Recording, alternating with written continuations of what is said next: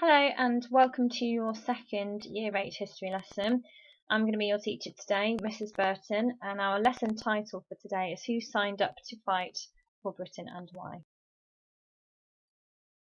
So I'd like you to get ready for your lesson. You're going to need your history workbook. We're on lesson 2. You're going to need a pen or something to write with. You might want some scrap paper just to make some notes on. And lastly, I'd like to make sure you put your phone away. Make sure the TV is off and you have no distractions and that you're ready to work. So just press pause on the YouTube video and get yourself ready for your lesson today.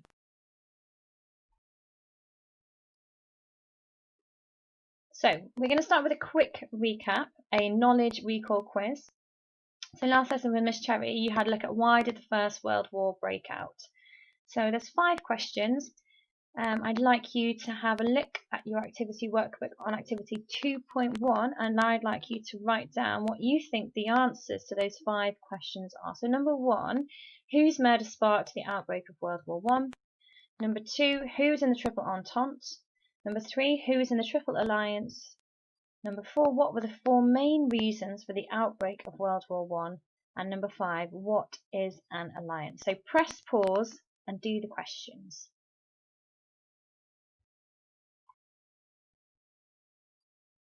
And here are the answers. So, whose murder sparked the outbreak of World War I? That was Archduke Franz Ferdinand, who was assassinated. Number 2, who was in the Triple Entente? So that's Britain, France and Russia. Number 3, who was in the Triple Alliance? That's Germany, Italy and Austria-Hungary. Number 4, what were the 4 main reasons for the outbreak of World War I? So that's money, imperialism, alliances and nationalism.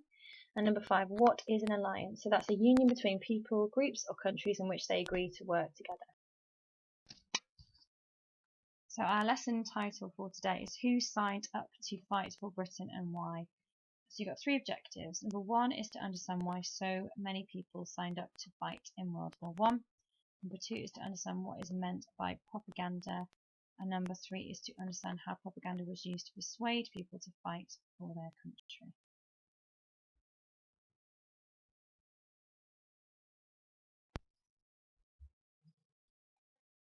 So make sure please that you update your knowledge organiser with the information from today. I put that information on there for you, so you just need to highlight your own copy so that you know what we have covered in our lessons so far.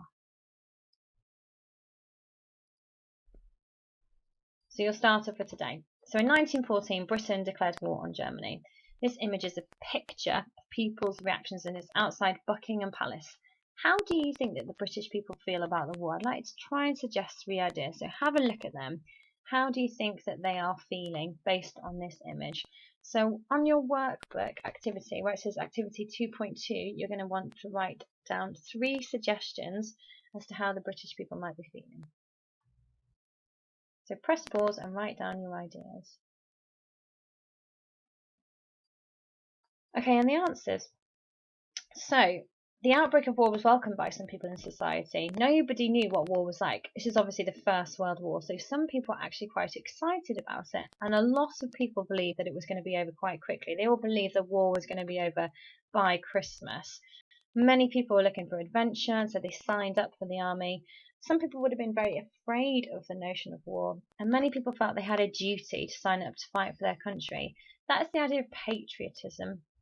So, can you press pause on the YouTube clip and can you write down any that you missed, please, onto your activity 2.2.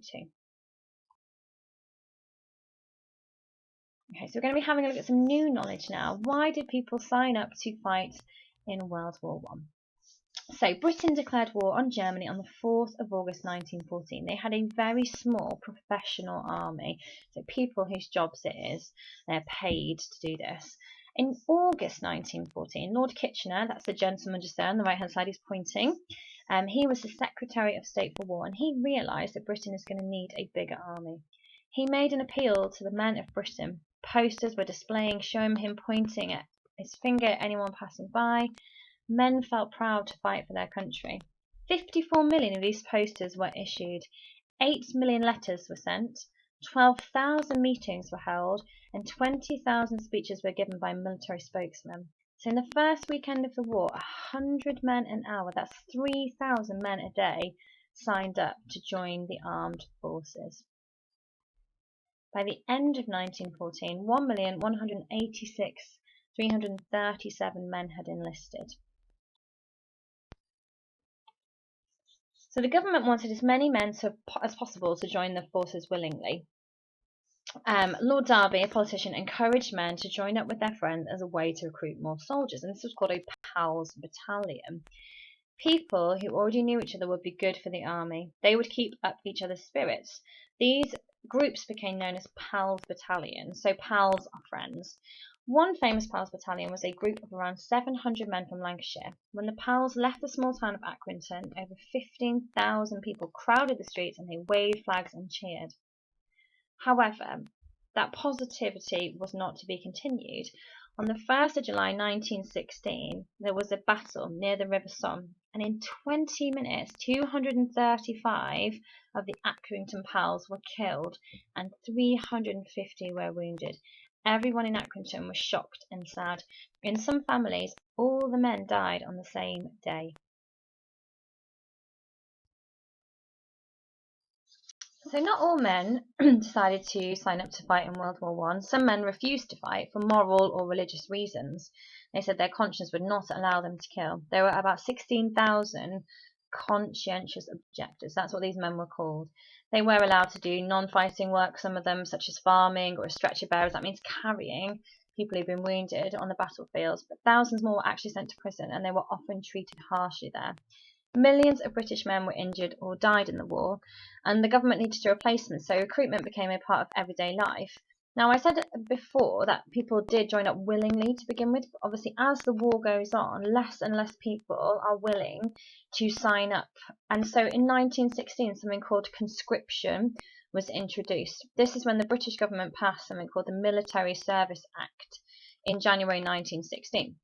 And that act said that single men aged 18 to 40 years old were liable to be called up for military service unless they were widowed with children or ministers of a religion. That meant then, by the end of the war, almost 1/4 of all the men in Britain had been in the armed forces. So this is your main activity for today. This is activity 2.3 in your workbooks. So you need to read through the information on why people signed up to fight in the war. And I'd like you to have a look at the 3 keywords. So I'd like to explain what these keywords mean in your own words and just write that down in your workbook. Second thing is I'd like you, after having read through the information, to write down 3 reasons why people would want to join the army. So is it to do with poverty, adventure, to do with patriotism? Just write down any reason why people would want to join the army. Finally, I mentioned earlier about the fact that lots of posters were produced to try and persuade people to sign up to fight. You've got 3 posters there. You've got A, B and C. What I would like you to do is have a look at those posters, and I would like you to tell me, how does the poster try and persuade people to join the army? So again, is it to do with poverty? Is it to do with family, pressures? So just read through the information and complete those activities in your workbook. If you like a little bit more to do, I've included some further research for you. So this is activity 2.4. We talked about the Accrington PALS Battalion. There's another PALS Battalion called the Leeds Battalion, which are quite famous. I've included a link there that you can have a look. As ever, any problems, please email your teachers or contact us via Showing My Homework. Thank you for listening.